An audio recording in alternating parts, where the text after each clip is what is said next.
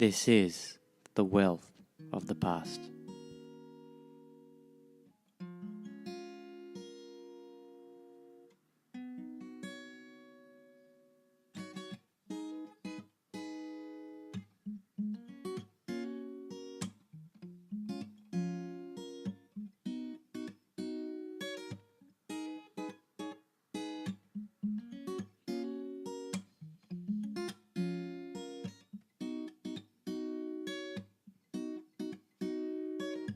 Part 1 of the Mongol Invasion of Japan series. I've listened to countless podcasts over the years, but one of my favorites is Hardcore History. Dan Carlin is a god of historical podcasting, and I believe that his podcast should be protected by UNESCO. His famous series, Wrath of the Khans, absolutely captivated me, and it's a major reason why I want to start my own historical podcast. Ever since I listened to that series, I just couldn't stop thinking about the Mongols. They were an anomaly in history, one of a kind. For example, they reached Western Europe and were a force to be reckoned with, attacked Persia, present-day Iran, and they are still recovering, by the way. The relationship to the horse, their tactics, weapons, la-di-da-di-da. Now, I'm not glorifying the Mongols. It's easy to assume that the comfort afforded to us by the modern world is the standard operating system. That assumption could not be more wrong.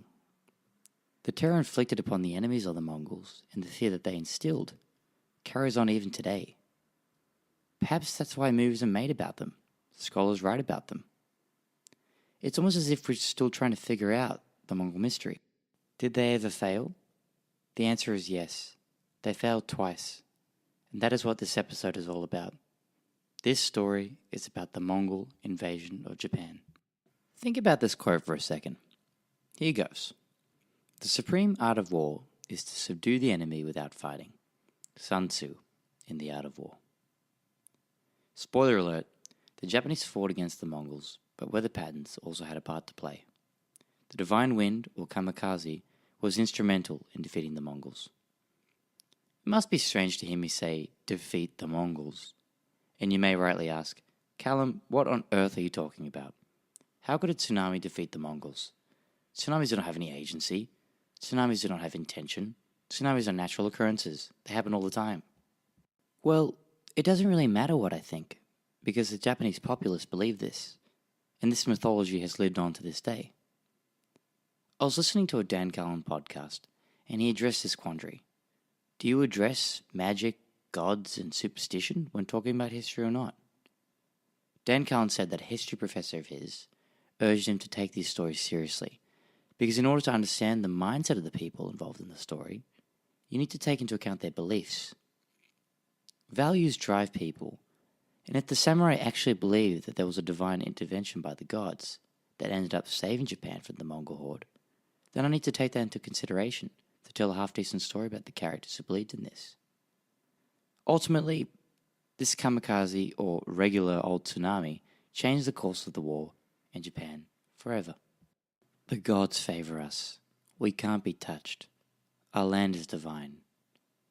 I'm sure some of these ideas were uttered at the time, and let's just sit with that idea for a moment. We all have egos. I've got a big one at times. But just imagine if you were living in Japan at the time, and a tsunami hit that saved your country from war, and then happened again. You may start to think that you and your countrymen were special, or that your land was divine in some sense. Ergo, the fact that they thought along these lines says a lot about their egos and the size of them. Now, I need to address the big bias in the room. I actually grew up in Japan and lived in Tokyo for 18 years, so this story has a special place in my heart. I'm Australian, if you can't tell from my strange nasally accent, but during my younger years, I never truly understood the Japanese mindset. I never knew why people from other countries were so intrigued by Japanese culture. I've got a hunch that this story has a part to play. I was watching a Crash Course episode titled, What is Myth? And it was said that myths have significance and staying power. In research in this podcast episode, I have found that the mythic power of the kamikaze that saved Japan has to be up there in the pantheon of mythological stories. The fact of the matter is that this story is significant and has had staying power. But the cool thing about it is that it's a mytho-historic story.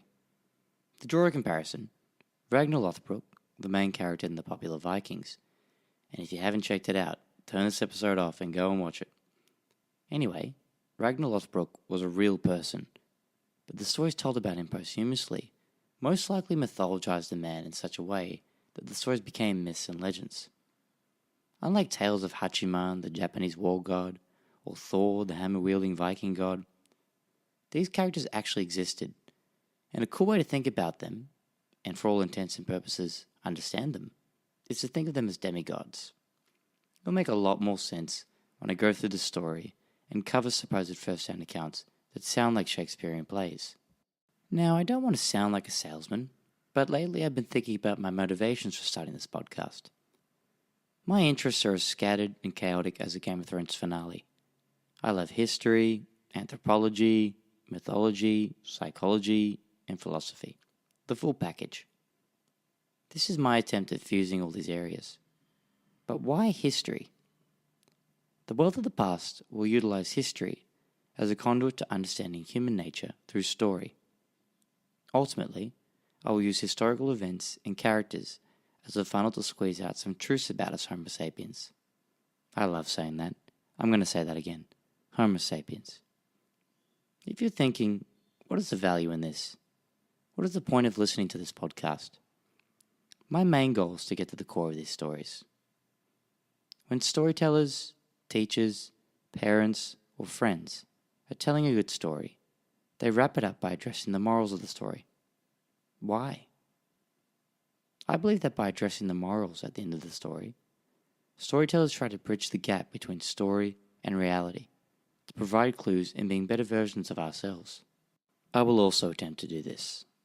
Just in terms of structure, I sort of think of it as a tree. I will cover the roots of the story, mainly the mythology and psychology behind the stories, the tree itself, that is, the people in the story, and the leaves, i.e. the historical facts. Before I end every story, I will endeavor to unpack the morals or values in the story. We're in this together, and I'm looking forward to potentially leveling up in this crazy world by learning from the wealth of information at our disposal, the wealth of the past. Perhaps Japanese culture rests on a powerful mythological base, one that is intricately connected to its history.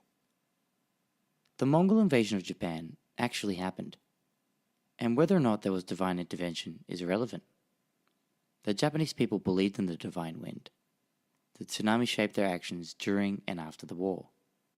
Although it is arguable that the vast majority of Japanese people truly believed that the tsunamis were actions by Japanese-friendly gods, the fact that pilots were willing to kill themselves for the love of their land and people in World War II gave ode to a war that took place 700 years ago by calling themselves kamikaze illustrates the immense power of this narrative. Okay, moving on now to another quote to think about. Every revolution starts with a battle. When I first read this, I couldn't help but try to interpret the word revolution in a number of ways. But the main ones that stuck were the revolution of Japanese culture and the Japanese mindset. The first Mongol invasion took place in 1274, while the second one took place in 1281. However, before the Mongols reached Japan, 13th century Japan was relatively isolated from the rest of the world, let alone Mongolia.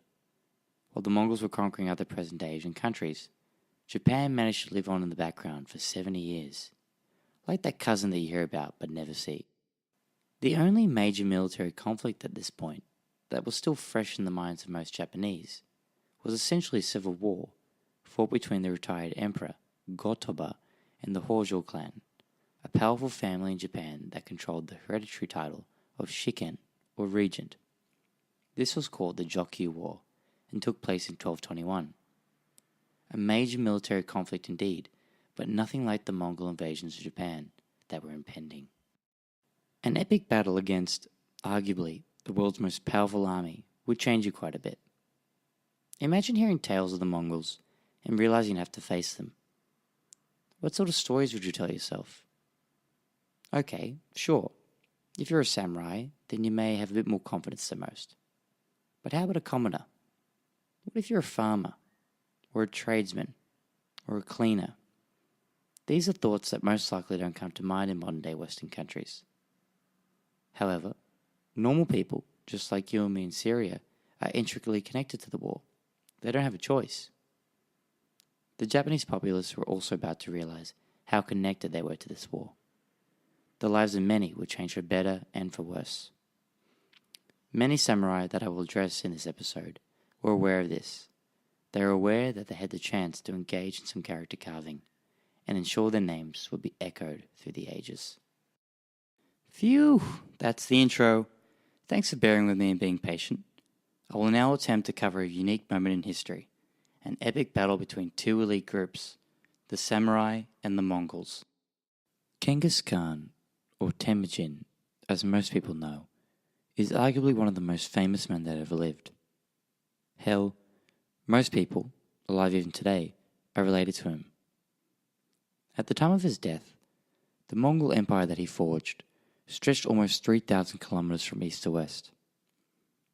The empire included parts of Europe, the Middle East, and Asia. The empire he created is the conquering force in his story. However, the story doesn't end at his death. His legacy lived on. Genghis Khan died in 1277 from mysterious circumstances. According to the secret history of the Mongols, the oldest surviving literary work in the Mongolian language, Genghis Khan fell from his horse while hunting and died because of the injury. However, other sources suggest that it could have been from illness or wounds sustained from battle. Following his death, Ogadai, Genghis' third and favorite son, became the second great Khan of the Mongol Empire. Ogadai was seen by Genghis and other contemporaries as an intelligent, charming, humble, and pragmatic man that would make a perfect leader to succeed Genghis Khan. However, Ogadai was notorious for being an alcoholic and struggled to fight his addiction. According to the secret history of the Mongols, during a campaign in China, Ogadai fell severely ill. Shamans warned that his illness was as a result of the Mongols butchering the people, land, and animals of the Chinese territory. Ogadai's brother, Tolui, offered himself as a sacrifice by drinking poison to save his brother's life and put an end to the curse, as you do. In surprising shamanistic fashion, Ogadai was saved by his brother. When your own brother is willing to sacrifice himself to save your life, it really paints a picture of how important Ogadai must have been to his family legacy and to the Mongol people at the time. Historians have argued that his alcoholism may trace back to this traumatic event, but who knows for sure. Apparently his alcoholism was so bad that officials were entrusted to keep an eye on him. One story suggests that he was aware of his problems and vowed to reduce the number of cups he drank a day. He continued the habit by ordering his servants to craft cups double the size, so he could gulp down the same volume while appearing Khan-like. Ogadai eventually succumbed to his alcoholism and died from a drinking bout on December 12, 1241. The man who succeeded him was the son of Tolui, Ogadai's brother who sacrificed himself. This man's name was Kublai Khan. Kublai Khan is the leader of the Mongol Empire in this epic story. For those of you who have watched Marco Polo on Netflix, Kublai Khan is the leader of the Mongols, played by the incredible Benedict Wong. Also, for a bit more context, Kublai Khan fought a civil war with his own brother 10 years before the first invasion of Japan. I feel as if this backstory to Kublai Khan's ascension to the throne is essential to understanding the man and the actions that will be carried out in the story. I find the juxtaposition between Kublai Khan's father and uncle fascinating. His father sacrificed himself for his brother and ultimately to the Mongol Empire, while his uncle didn't die on the battlefield or for a cause, but died a slow death, one of alcoholism. I'm sure Kublai Khan must have felt a sense of betrayal and a longing to prove himself as a worthy successor of the great Genghis Khan. Can you imagine being related to Genghis Khan and being tasked with carrying out his life's ambitions? I'm sure you all know someone who boasts about their great-grandfather's half-brother being so-and-so. It's natural to have pride when someone in the family has made it. I'm sure Kublai Khan felt the same. But imagine the burden he also felt. That's what fascinates me, and I believe explains a lot of his actions. I want to try and keep this in the background of the story, that decisions made were not merely political, strategic, etc., but deeply personal. Kublai Khan, Genghis's grandson, almost had an impossible task: to try and emulate his grandfather. Yet, was this endeavor futile from the get-go? I mean, Genghis Khan already amassed such a vast amount of land. Perhaps this is why his name has lived on through the ages. In researching this story, I thought a lot about what it must have been like for Kublai Khan as a child. We've all been there. When you're a kid, your hopes and dreams seem tangible, but reality sinks in as you grow up. Were Kublai Khan's goals in life ever really possible? The people who may have waxed poetic about Genghis Khan didn't only know Genghis, but lived in the time of his legendary pursuits. For those of you that already know the story, Kublai Khan tried to invade Japan twice and failed. It almost seems as if he was desperate to leave his mark. I wonder why. Did his last name have anything to do with this? I find it interesting how the myth of the kamikaze may have stemmed from this familial struggle between grandfather and grandson. Legacies, family drama, shamans cursing leaders. It was all happening on the Mongolian side. But how about across the Sea of Japan? Who were the key players on their end? The first invasion of Japan by the Mongols took place in 1274. However, 14 years before the first invasion, a priest named Nichiren supposedly predicted that Japan would be invaded by a foreign force. Before we jump into any conclusions, let me just go into his backstory. Nichiren was an interesting character, in stark difference to his contemporaries. Nichiren derived inspiration from Buddhist scripture and became a devotee of the Lotus Sutra. The Lotus Sutra is widely regarded as one of the most important and influential sutras or sacred scriptures of Buddhism. Nichiren believed that the Buddhist teaching at his time was corrupted, as it strayed away from the wisdom and truths found in the Lotus Sutra. Nichiren famously created a mantra or meditation in which you repeat Nam-myoho Renge-kyo, which means Hail to the Lotus of the Divine Law. You may not have heard of this mantra, but since we're on the topic, it is a chant that I have heard my whole life, as my dad is actually a follower of a sect of Nichiren Buddhism. I would often hear my dad chanting Nam-myoho Renge-kyo in a tatami or Japanese-style room back in Tokyo. If you're interested, look up Nam-myoho Renge-kyo or Lotus Sutra chant on YouTube. It's quite beautiful. Also, Dad, if you're listening, I'm still itching to learn more about the meaning behind the chant, and I want to say that you've got some serious chanting skills. Love you, mate. Anyway, back to the story. There are many revolutions, evolutions, and linear changes to history.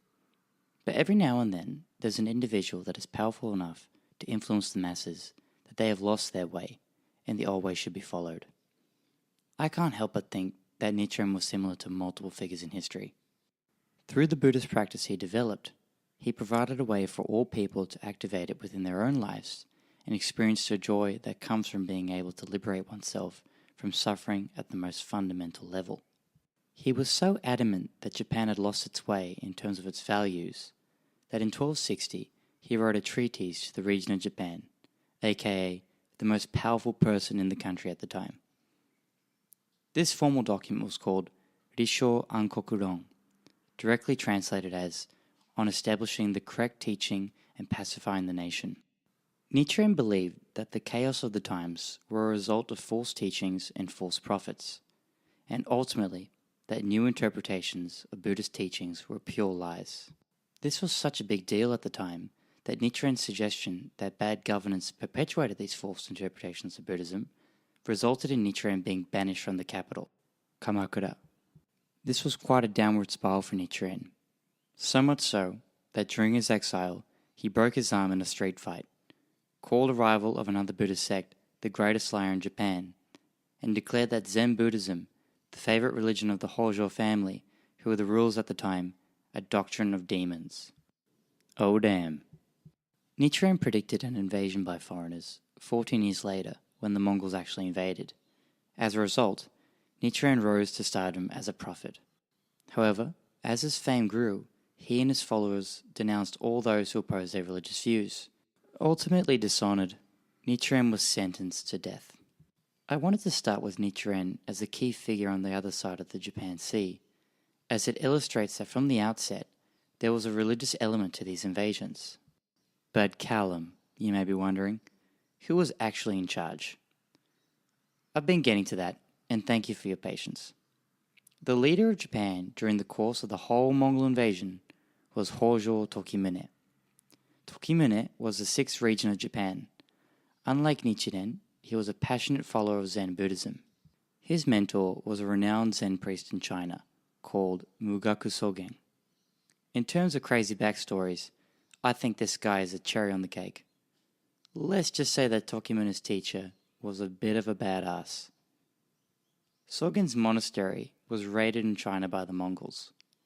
The Mongols started lopping off the heads of all the monks in the monastery, while Mugaku sat meditating in peace. The Mongol invaders were so surprised to find a monk deep in meditation while all of his friends were being beheaded that they left him alone and he lived on. Well, I think that story speaks for itself.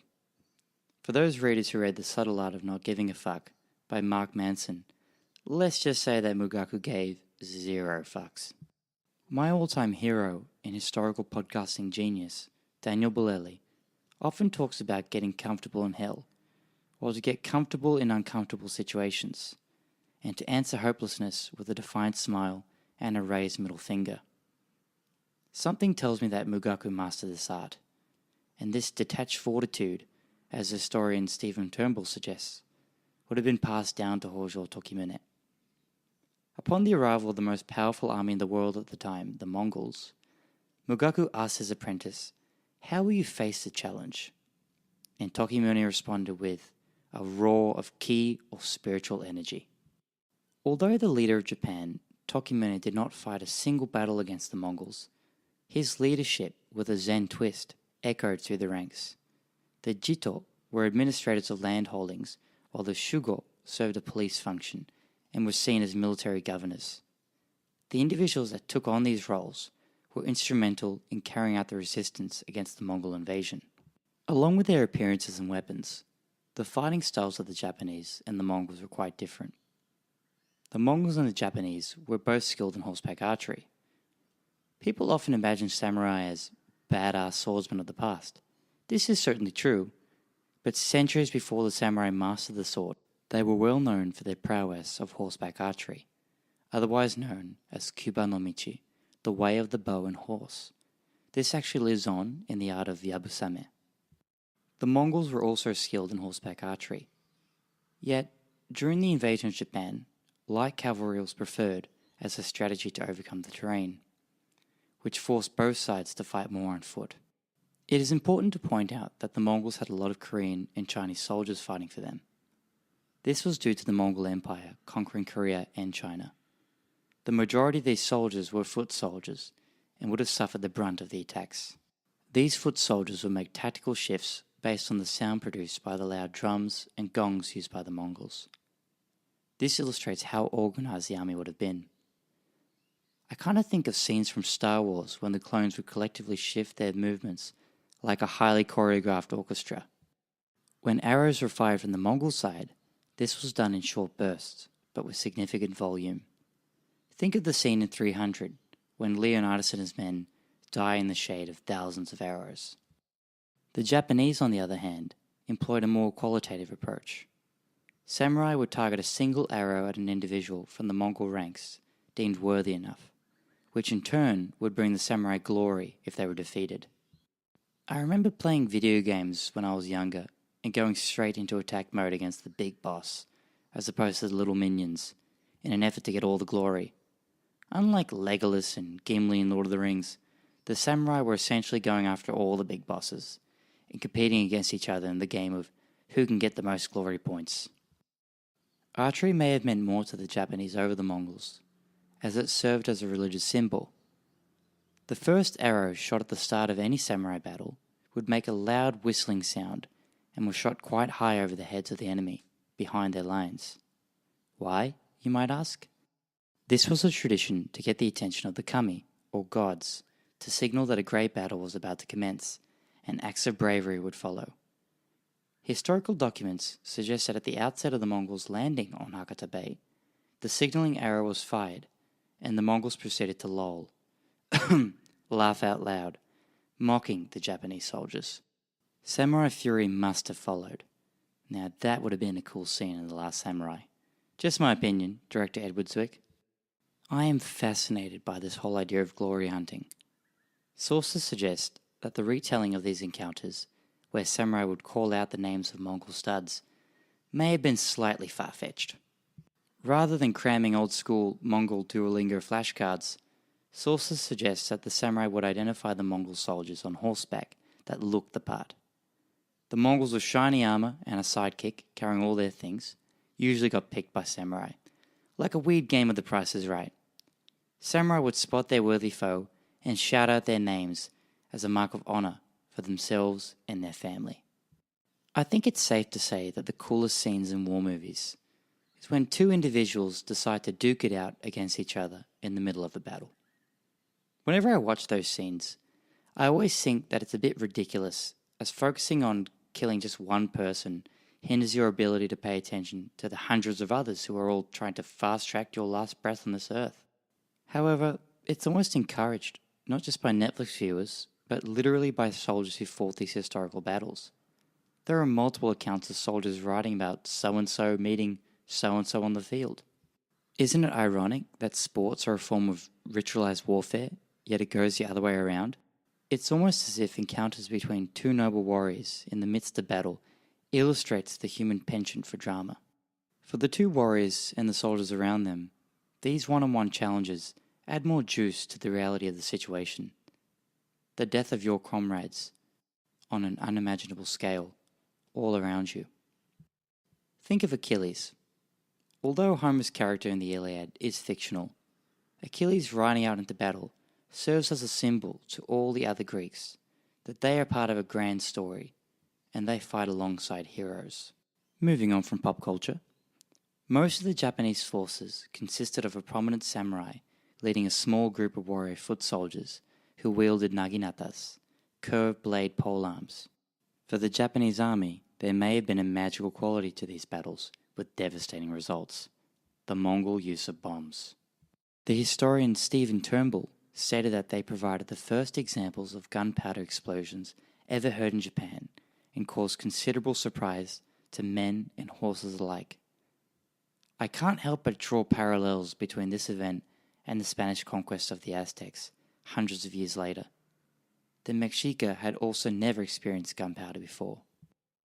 Imagine being in their shoes and being equally intrigued and horrified. I've been told that novel experiences are good for you.